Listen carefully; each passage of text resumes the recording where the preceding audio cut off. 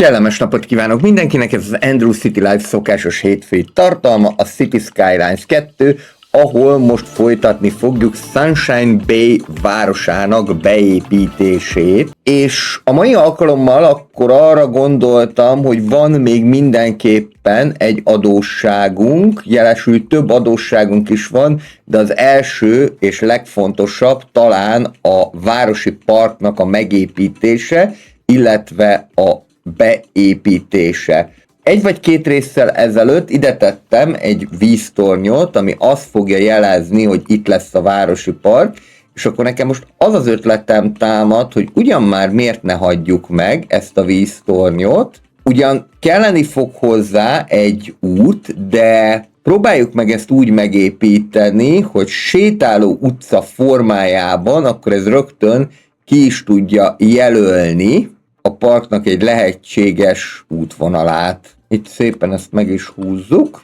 Szennyvízvezeték nem is fog kelleni ide, csak a vízvezeték, bár itt a szennyvíz kapcsolat, de nekünk ide csak a vízvezeték kell, és akkor még mindig kijelzi a kis piszok, hogy nincsen mellette út, pedig a sétáló utca az elvileg elég jó lenne, de akkor ezt így fogom meghúzni, hogy legyen neki egy váza, és akkor innentől kezdve lehet elgondolkodni azon, hogy hogyan fogjuk ezt beépíteni.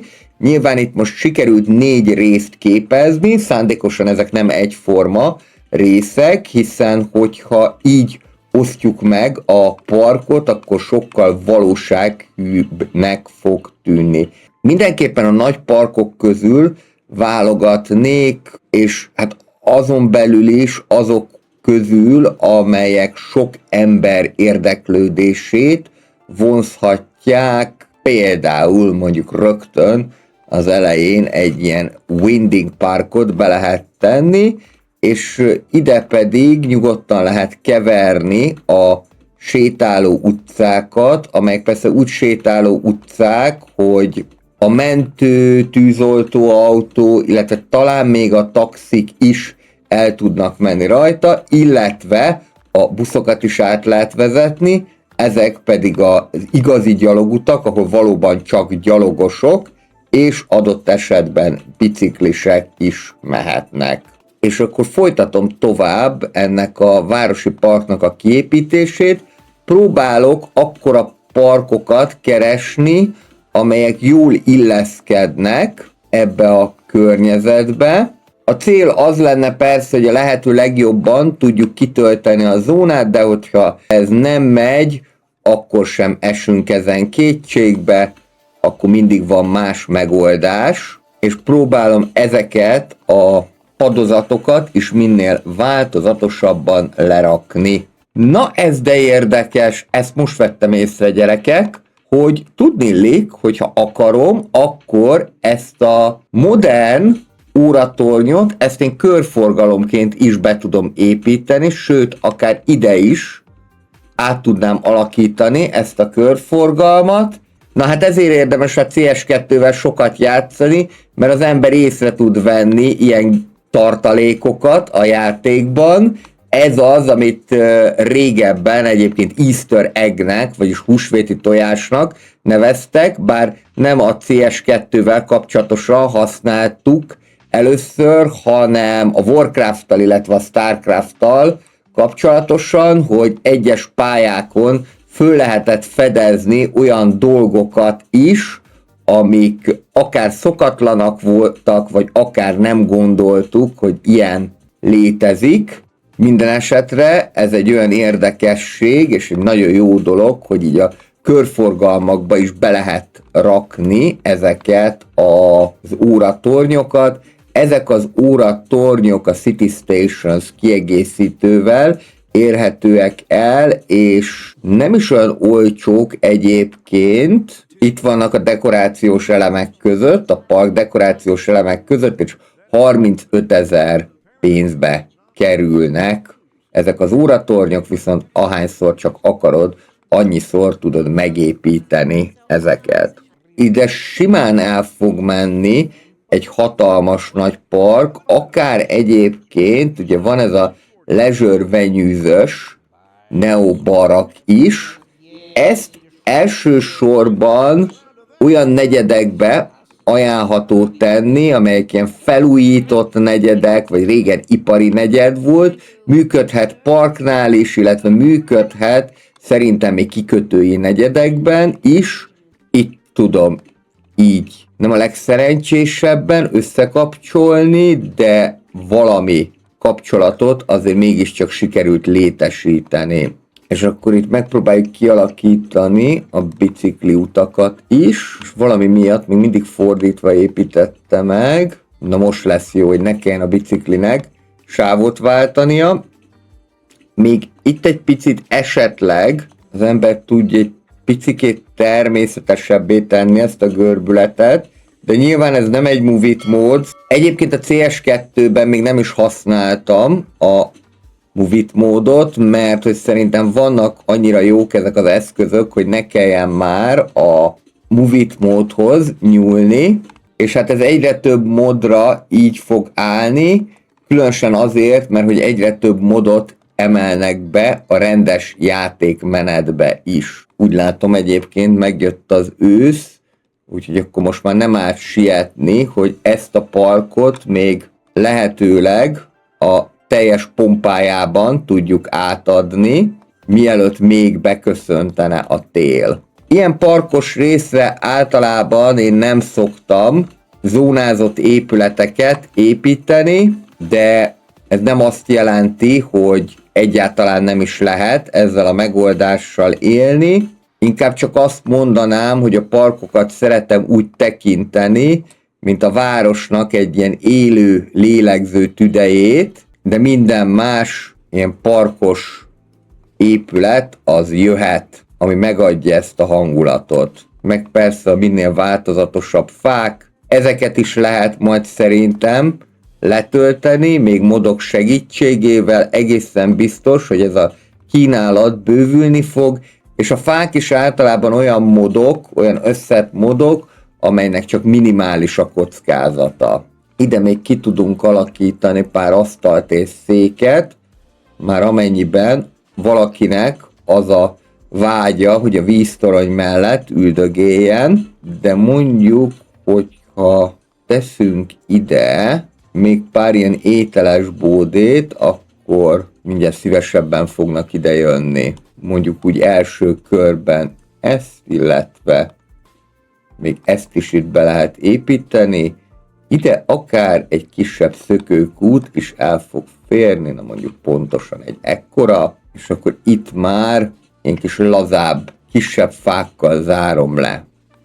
Általában érdemes, most, hogy már van rá lehetőség, a fáknak a magasságát vagy 3-asra, vagy 4-esre beállítani, mert akkor pontosan fogod látni, hogy mekkora lesz a végleges magassága. A nagyon nagy épületeket azért hanyagolnám, de mondjuk városi úszodánk talán még nincsen, úgyhogy például azt le lehet ide pakolni, és mellé még mondjuk 2 ilyen kosárpályál is fog férni. Természetesen ilyen nagyméretű parkot csak akkor kezdjetek el építeni, amikor már biztosnak érzitek az anyagi helyzeteteket, ugyanis ennek aztán lesz bőven fenntartása.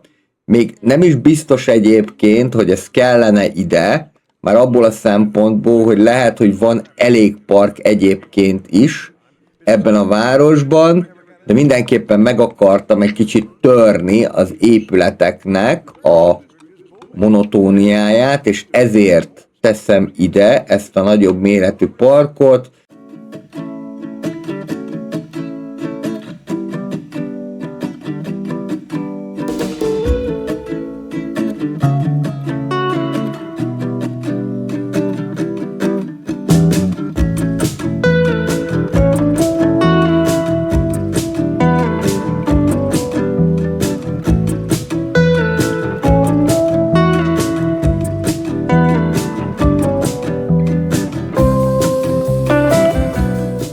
Ezeknél a területeknél ugye mindig az a probléma, hogy mégis hogyan töltsük ki, mert eléggé nagy a rendelkezésre álló terület. Igazából ez attól függ, hogy van-e ötletünk. Én most próbálok pár ötletet mutatni, ami esetleg hasznos lehet a későbbiekben.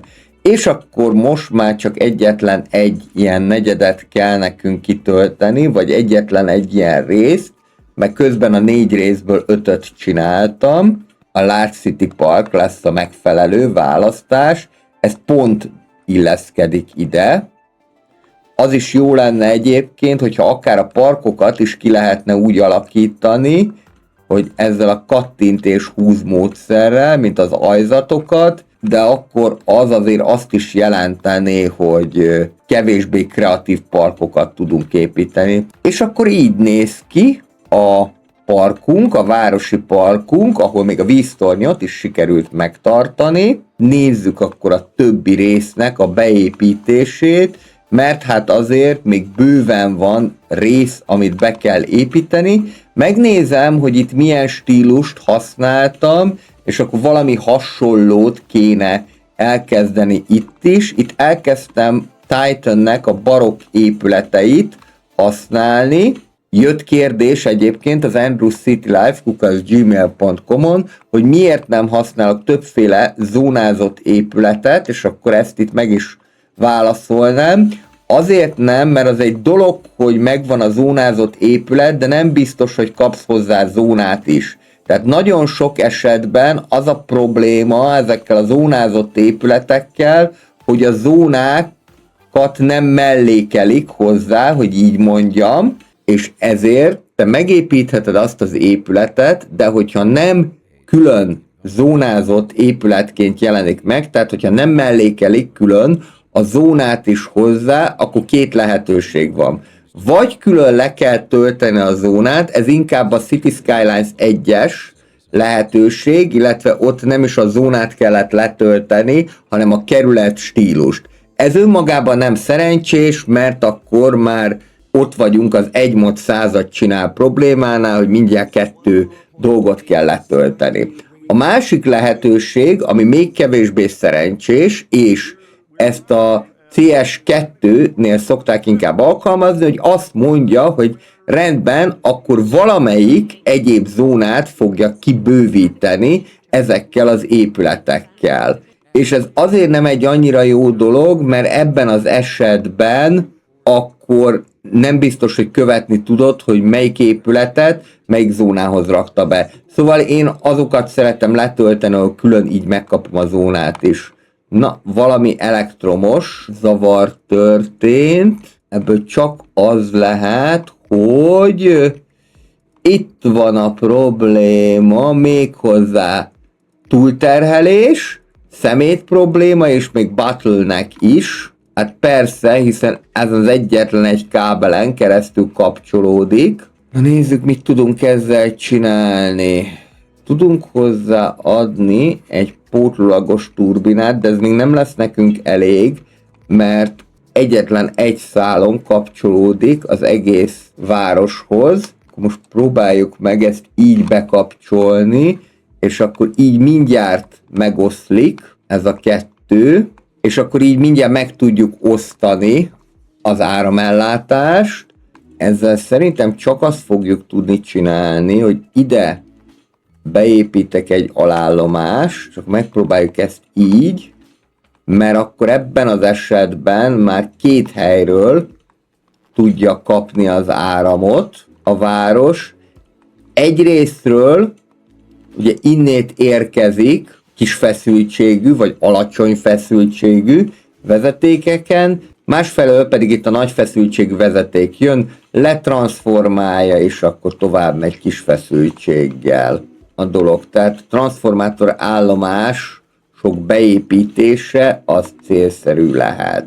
És akkor itt, ami még nekem nem tetszik, hogy itt eléggé nagy ilyen gap alakult ki, nem kéne, hogy ekkora legyen. Megpróbáljuk akkor ezt úgy, hogy így fogjuk ezt kihúzni, és akkor így, hogyha minden igaz, akkor ki tudjuk alakítani úgy is a barokk épületeket, hogy rendesen jelenjenek meg a zónák. A probléma az, hogy ettől a fránya téltől megint nem lehet semmit sem látni.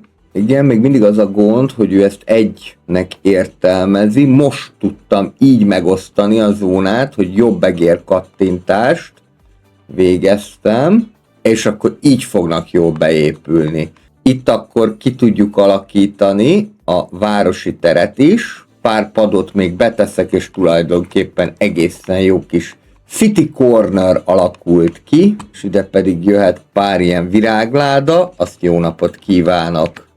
Egyelőre meg vagyunk. Hát igen, mert sajnos ugye ez most a télen egyáltalán nem látszik, hogy hogyan alakul ki, hanem ezt majd, hogy jól néz ki, nem annyira néz ki jól, ezt majd tavasszal fogja látni az ember, amikor már nem fedel mindent a hó. Mivel ez ilyen 8-as szélességű, hogy ide valami olyan épületeket kéne rakni, amik kitöltik ezt a 4-es zónát, mondjuk az Urban Promenades-es épületek, azok teljesen jók, amúgy is szeretjük az Urban Promenades-es épületeket, mert szinte bárhová berakhatók, és akkor itt marad egy kis hiány közte, és akkor jöhet a széles út és bicikli út kombó. Még két oldalra néhány fa, és meg is vagyunk. Akkor így érdemben ki is tudtuk tölteni ezt a parcellát. Itt van a városi kórház, itt majd ezek bővíthetők, de jelen pillanatban, mivel van 300 férőhely, és összesen 3-at használnak ki, ezért a bővítést egyelőre hanyagolnám, illetve itt van a föld alatti villamosnak a megállója is, amit most fognak majd sokan elkezdeni használni, hogy ezek a jó kis Urban Promenades-es épületek ide beépültek. Úgyhogy akkor ide nem marad egyéb, mint a fáknak a beültetése, és itt sem tudok mást kialakítani, mert ez a toldalék épületnek a helye lesz. Akkor ez itt ilyen üreskén marad egyelőre. Ide lehet biciklitárolókat rakni, amely egy elég praktikus megoldás, hogy akkor itt le tudják rakni majd a bringát. Szerintem ennek a belváros építkezésnek pont az a lényeg, hogy mindig sikerüljön megtalálni azt a formát, azt az épület stílust, amit szerinted a leginkább lehet használni az adott kerületben, és hát most már rengeteg típusú épület közül lehet választani. Az ilyen belvárosi részekre tipikusan ajánlhatóak a német, a francia típusú épületek, illetve a fizetős Urban Promenades épületek is, amit kevésbé használnék, különösen európai stílusú városban, az az amerikai épületek, illetve kevésbé használnám a kínai típusú és japán típusú épületeket is. A kínai típusú épületeket azért használnám kevésbé, mert ezek a low density businessek, azok inkább számomra a külvároshoz kötődnek. De persze egy-egy elegáns kínai üzlet azért föl tudja dobni, akár a belvárosnak a hangulatát is, de azt szerintem csak mérsékelten érdemes alkalmazni, illetve vannak ezek a Mediterranean Heritage épületek is, ezeket is lehet használni, hogyha az ember szeretné, viszont számolni kell azzal, hogy a Mediterranean Heritage épületek sem túlságosan nagyok, tehát ebben az esetben arra kell készülni, hogy valamilyen parkkal akkor ki kell tölteni itt a zónát. Egyébként az is működhet, hogyha két ilyen parkot megrajzolsz, és akkor fogod, és a maradékot pedig kitöltöd a parknak az ajzatával, hiszen nem csak önállóan tudod meghúzni az ajzatot, hanem ki tudod bővíteni is egy már meglevő parknak, vagy akár épületnek is az ajzatát. Erről a korábbiakban már készítettem egy videót, ahol a különböző dekorálási lehetőségeket vettem számba, érdemes lehet azt is megnézni. Legyen teljesen szimmetrikus. Ezek kínai dekorációk, de tulajdonképpen nemzetközinek számítanak. Ez a kínai típusú kortárspad, és ez pedig a kínai obeliszk, és amellett még vannak ilyen kínai szobrok is, ezeket is le lehet rakni. Tulajdonképpen ezek olyan utcabútorok és köztéri látványosságok, amelyek jól föl tudják dobni akár belvárosi, akár külvárosi terek hangulatát. Van 22 development pointunk, amit simán el lehet költeni.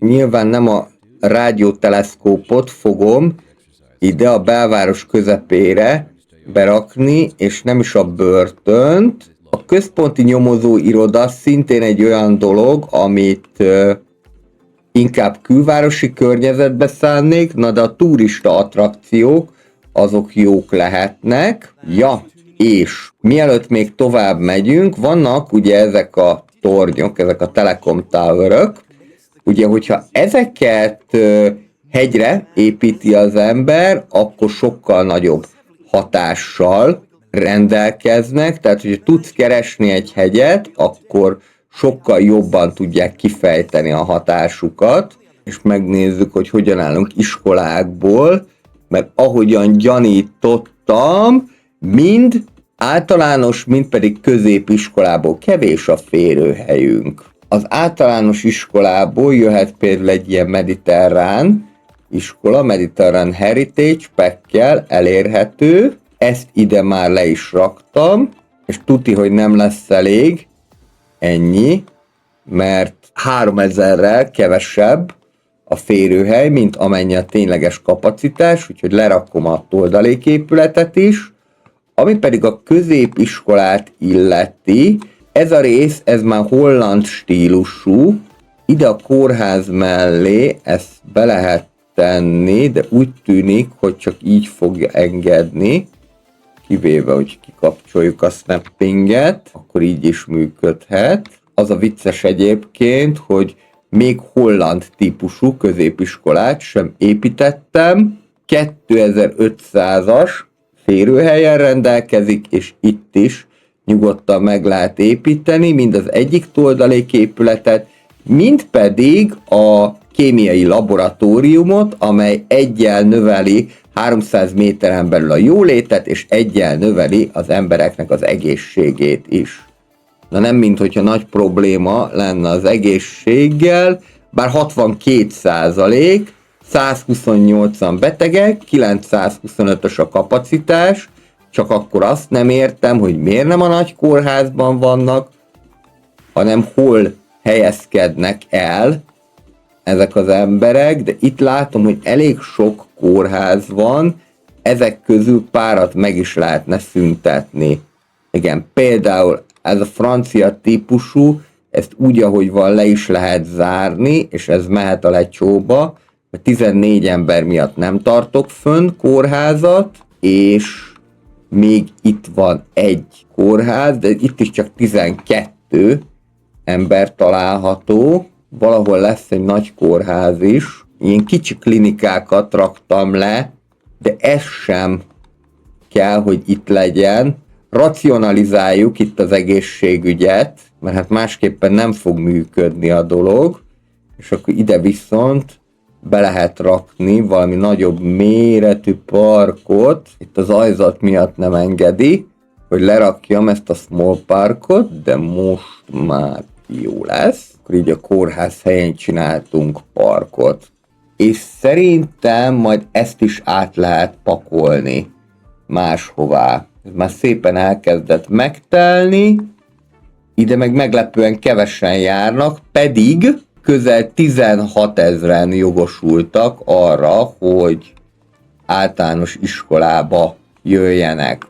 Akkor ez viszont azt jelenti, hogy célszerű lenne kialakítani egy olyan buszvonalat, ami eljön egészen idáig, a központi metróállomásig, és feltárja nagyobb részt a belvárost, aztán express buszként megy a régi belvárosba, azt majd még mindjárt kigondolom, hogy milyen irányba, de most itt ez tűnik nekem jónak, mert itt még van egy szabad treff, és akkor azt fogjuk megnézni, hogy melyik irány az, ami még nem lefedett. Szerintem még ez a rész, ami nem megoldott a buszközlekedés által, és a felszálló csillagokból azt látom, hogy ezt használni is fogják. Ezt a City Stations-ös profi buszmegállót építem,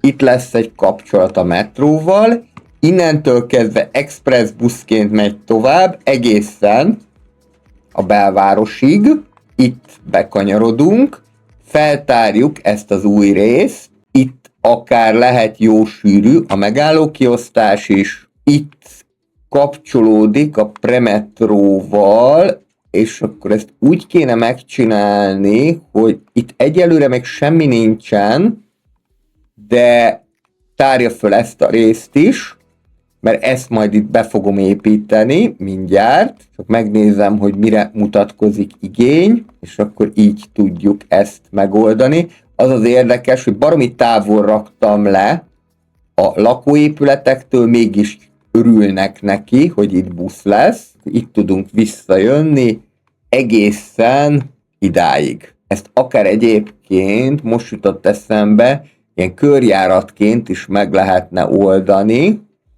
Lehet, hogy így fogok erről gondolkodni, és akkor csinálunk egy 2-s körjáratot, és el fog férni, lehet 2 busz is, hogy kör, illetve hurokjáratként működjön. Ez inkább a hurokjárat.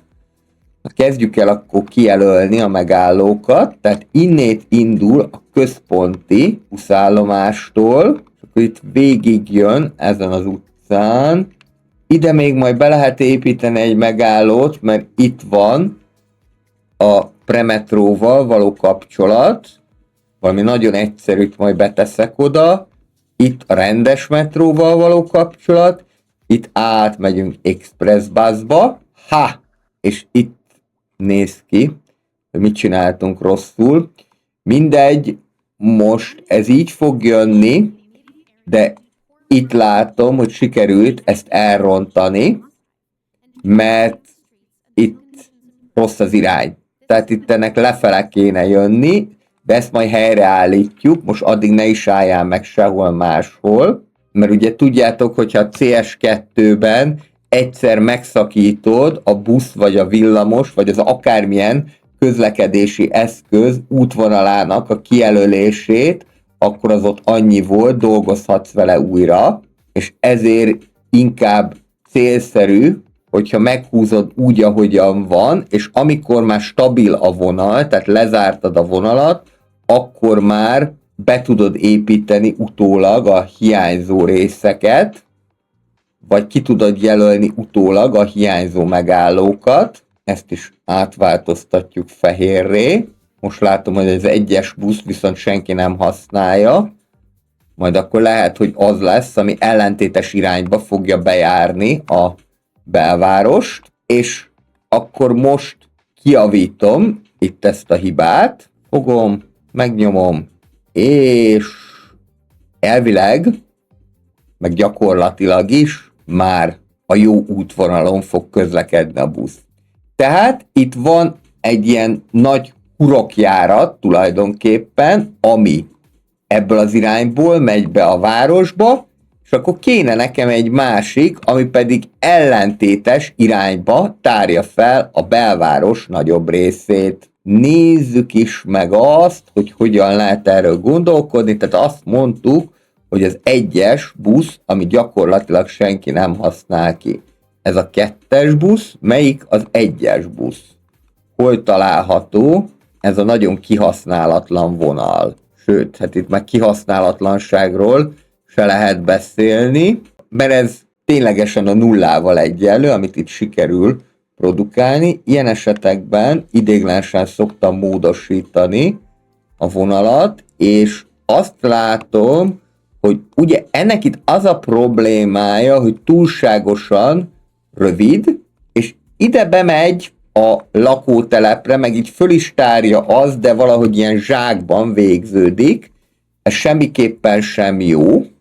Akkor ezt a piros vonalat, ezt ideiglenesen azért tettem pirossá, hogy látszódjon, hogy merre megy, hosszabbítsuk meg, azon módon, így egyenként tulajdonképpen, hogy ellentétes irányba tárja föl ezt a belvárosi részt. És szerintem így már használni is fogják. Legalábbis bízom benne.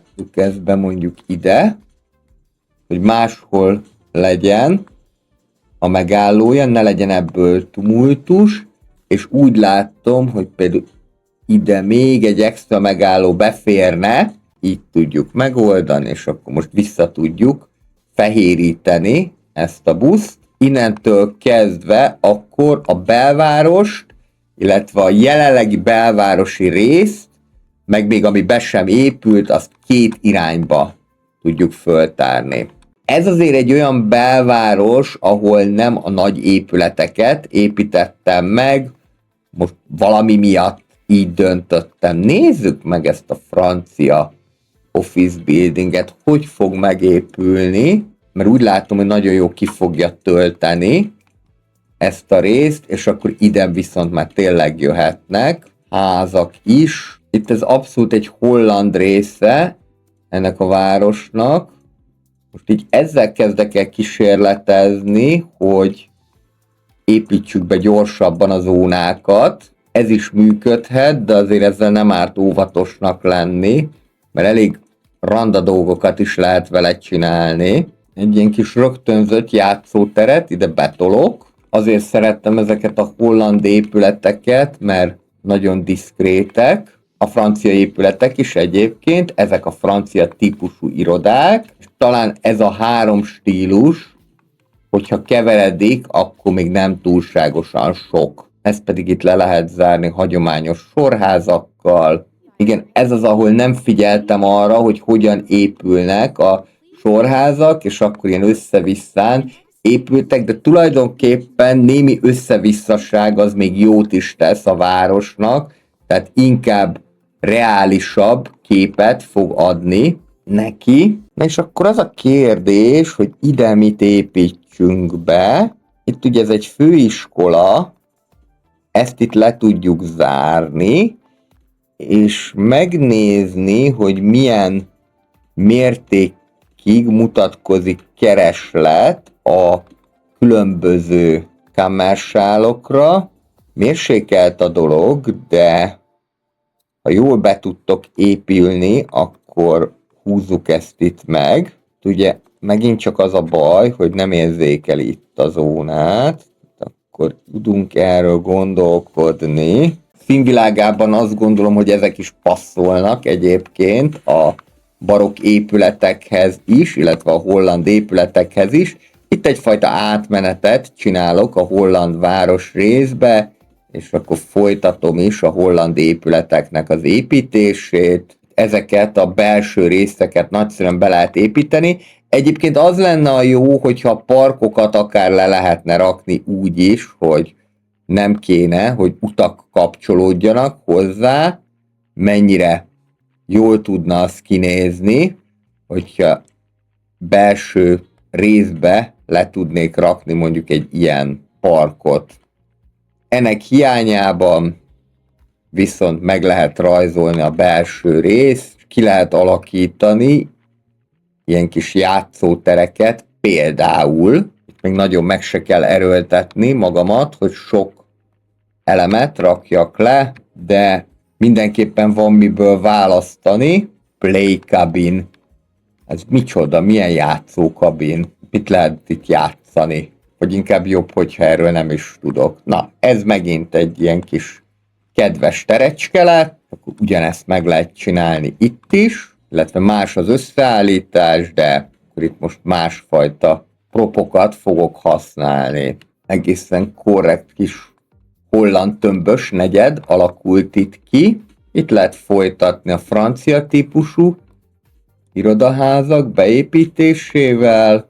Itt van egy ilyen vékony kis sáv, ezeket általában nem nagyon szoktam erőltetni, hogy beépítsük, maximum annyi, hogy egy diszkrétebb fasort húzok, picit nagyobb távolságot tartva, és akkor a következetesség jegyében, viszont ezt normálisan le fogom rakni. Kérdés, hogy ez itt persze, hogy nem fog úgy megépülni, ahogy szeretném, így fog tudni megépülni, nem baj, közé be tudunk rakni egy utat, akár bicikli úttal súlyosbítva is mehet ez a dolog. Kezdünk kialakulni, mivel itt egyre nagyobb épületek jelennek meg, lehet, hogy még ide is beraknék egy jó nagy épületet, lehet, hogy azért, hogy a munkanélküliség az ne szálljon el nagyon, inkább egy mix buildinget lenne célszerű beépíteni, és mondjuk ez az Emerald Towers, ez az, ami nekem tetszik, ezt inkább erre a részre tenném, azon belül is ide, és ez még kiegészíthető, ez a Mixed Residential, ami egyébként 865 ember tud magába fogadni, ez 400 háztartást jelent, és 326 alkalmazottat, ami mindjárt meg is telik, ez még kiegészíthető egy általános iskolával is, és mivel igény is mutatkozik rá, ezért ki is egészítjük, és mivel ez nagyobb forgalmú itt, ezért akkor ide még a premetrót is be kéne húzni, természetesen föld alatt. Tehát mondjuk ide le tudom rakni a föld alatti villamos megállót. Na igen, itt van ezzel a probléma, hogy akkor most hogyan fogom tudni ezt megoldani, de mint ahogyan szoktam mondani, mindent is meg tudunk oldani, ráadásul ugye a villamosnak nagy előnye, hogy ő tud nagyon szűk ívben is kanyarodni, tehát ugyan valóban fog egy ilyen Concorde csinálni, de ez most azt gondolom, hogy muszáj lesz.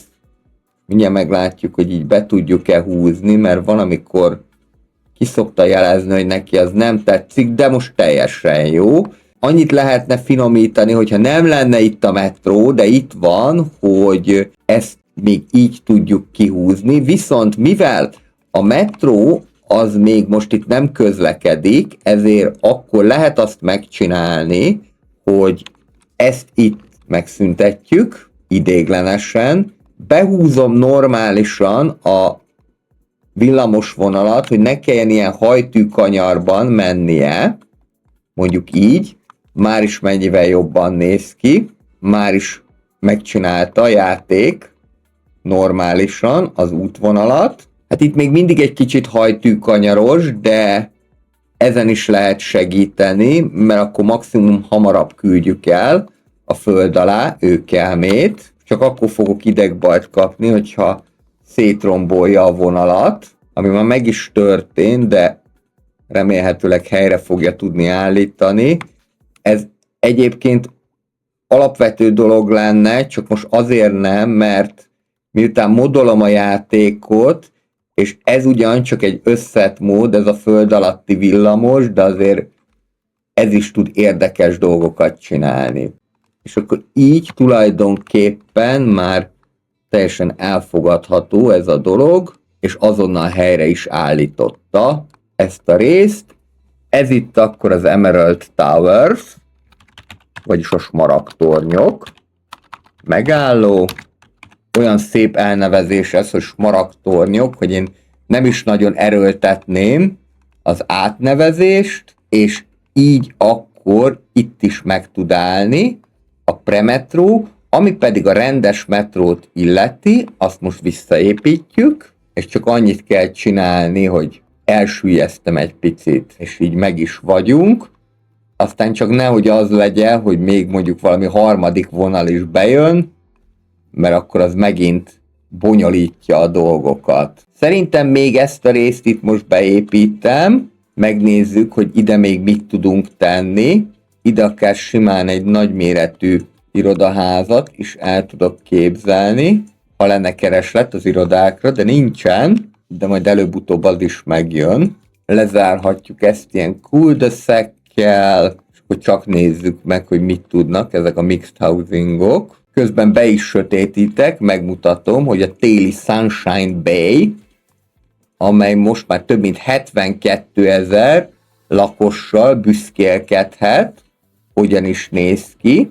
Itt ezek a kis utak, ezek a pavement path-ek, ezek szintén moddal érhetőek el, de ezek rögtön a világítást is tartalmazzák. Nem haszontalan a dolog. Még a templomot nem építettem meg, ez is Titannek a műve egyébként. Ide le tudjuk rakni. Ez egy gótikus templom, és ami jó benne, hogy lehet a főhajóhoz ilyen kereszthajót is építeni, sőt, ez is kibővíthető általános iskolával. Egyet berakok, megmutatom, mindjárt kivilágosodik, és akkor látszik is, hogy hogyan néz ki. Ez teljes pompájában, és ide viszont már mehetnek ezek a rózsaszín fák, hogy egy kicsit feldobjuk ezt a gótikus stílust. Kétségtelen, hogy van a téli városnak is egy hangulata, de az biztos, hogy jobb lenne, hogyha kicsit kevésbé födné el a részleteket. A fórum meg elkezdett tönkre menni. Nincs elég fizetőképes kereslet, pedig a City Centralnál, amit majd el kell még nevezni, normálisan a módosabb emberek laknak alapvetően. Most már talán több látszik ebből a gótikus templomból. Szerintem baromi jól néz ki, de most ez talán látszik, Titan rajongó lettem, mert tényleg nagyon jó cuccokat csinál, nagyon jók azok az épületek, amiket Titan csinál. Lehet, hogyha ennyire nem mutatkozik erre itt kereslet, akkor ezt meghagyom, mert a templomnak itt kell lenni, és ezt a mediterrán iskolát pedig áthelyezem. Nézzük meg, hogy hol nincsen nekik, mert 17 000, aki jogosult, és 15 000 kapacitás, tehát akkor az azt jelenti, hogy 1500 ember még nincsen elhelyezve, tehát valahol pirosan kéne, hogy kijelezze a térkép, hogy hol nincsen általános iskola. Azt látom, hogy itt például pirosan jelzi, hogy nincsen általános iskola, de itt meg nem is laknak emberek ezen a reptéri részen, tehát akkor azért nem értem, hogy itt miért jelez pirosan, de hát oké, akkor rakjuk át ide ezt a mediterrán típusú sulit, és akkor majd úgyis meglátjuk, hogy mi lesz erről a vélekedés. Amúgy is itt még ki akarok alakítani, körülbelül itt egy baromi nagy lakónegyedet, tehát ezt még bőven-bőven be lehet majd építeni, ezt az egész részt, és akkor én ezzel megköszönöm szépen a szíves figyelmeteket, még megvárjuk a 10 órát, hogy meg tudja mutatni nektek ezt a gótikus templomot is. Valószínűleg nagyon éjszakon lehet ez a Sunshine Bay, mert már 9 óra van, de még mindig nem világosodott ki. Na most, íme tehát, és a hozzá tartozó egyházi iskola. Aztán majd reméljük előbb-utóbb tanulók is jönnek ide. Találkozunk a következő részben, legyen szép napotok, jó játékot, sziasztok!